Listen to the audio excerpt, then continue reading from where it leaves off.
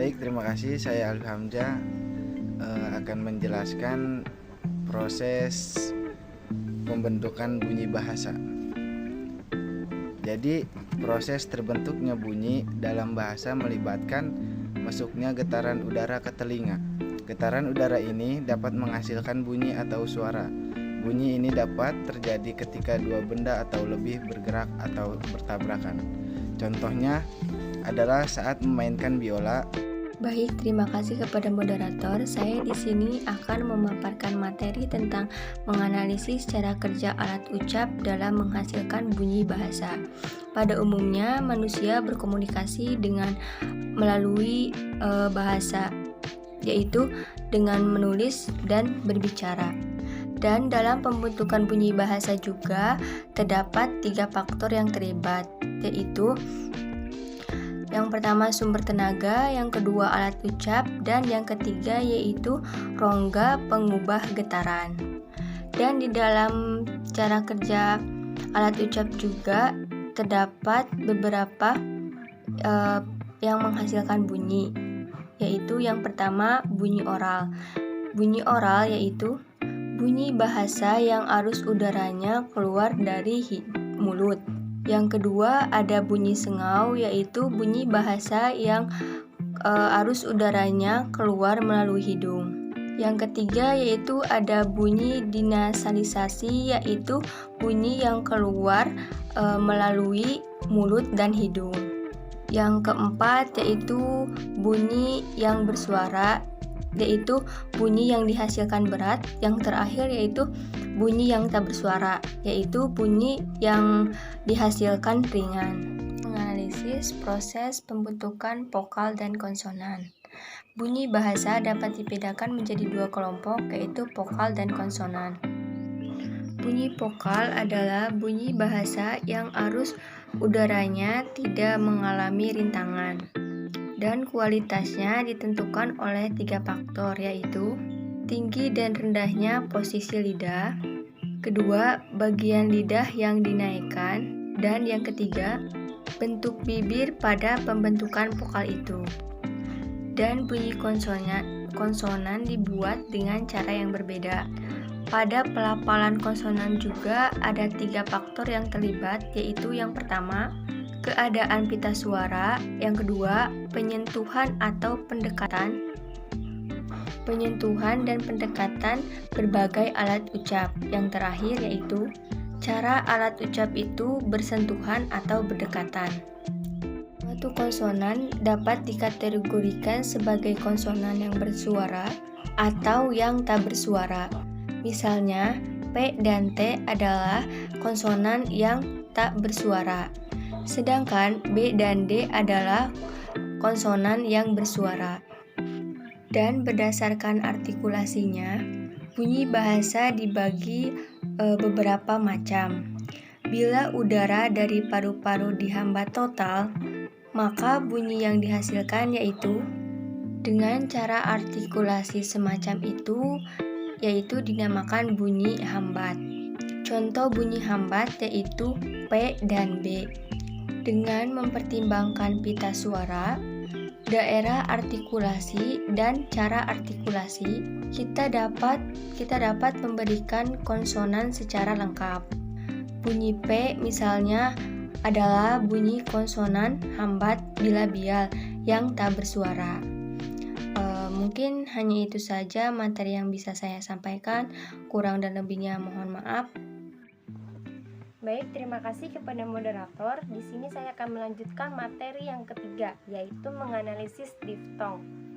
Teman-teman bisa lihat di layar, diftong adalah vokal yang berubah kualitasnya pada saat pengucapan. Nah, jadi diftong ini mempunyai intonasi yang khusus, di mana sistem lambangnya itu terdiri dari 2 huruf vokal. Dan huruf vokal itu tidak bisa dipisahkan. Diftong I itu diejanya AI, tapi dibacanya I. Terus ada AU, terus ada UI itu ya. Terus oi, nah oi itu dibacanya oi, bukan oi ya. Contoh pada harimau.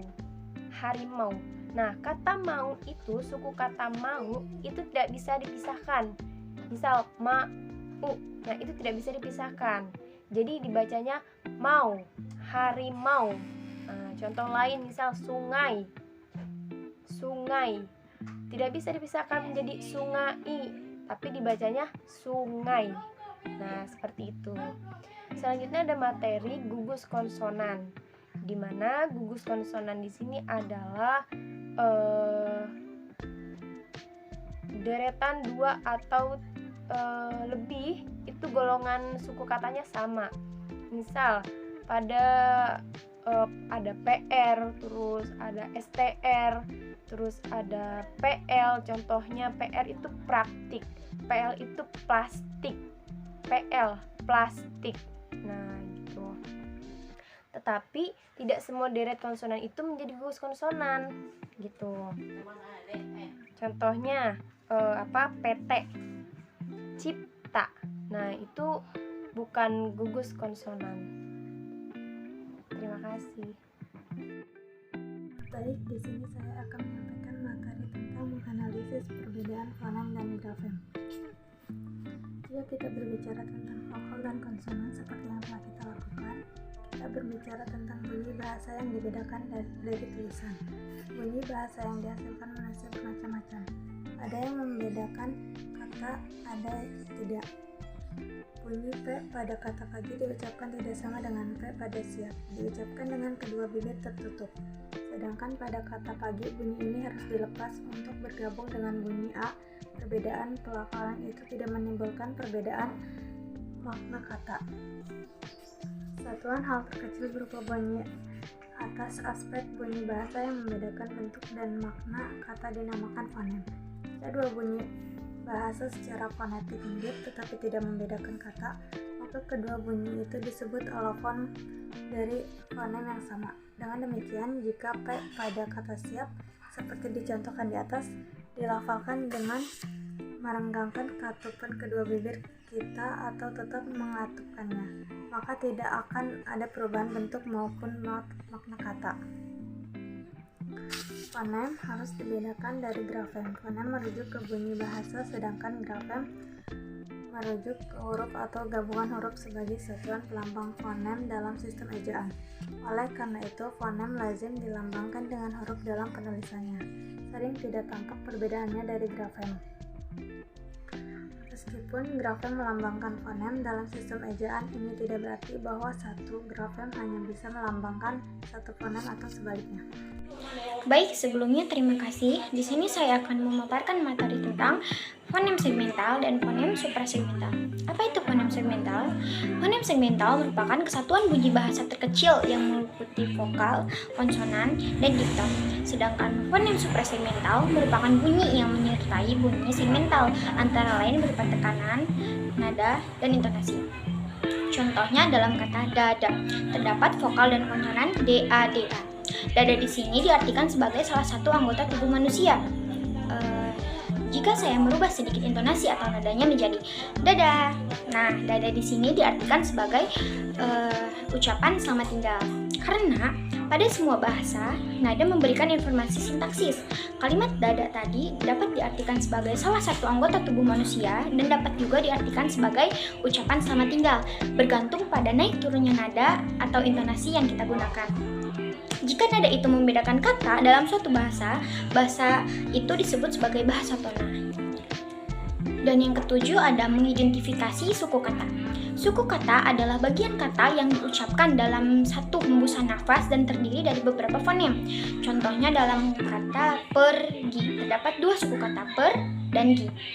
Contoh lain misalnya dalam kata kegiatan.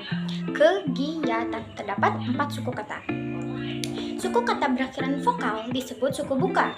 Contohnya dalam suku kata gi, ba, da, dan lain-lain. Suku kata berakhiran konsonan disebut suku tutup. Contohnya dalam kata per, kan, dan, sun, dan lain-lain. Suku kata dibedakan berdasarkan pengucapan, sedangkan menggal kata berdasarkan penulisan. Terima kasih.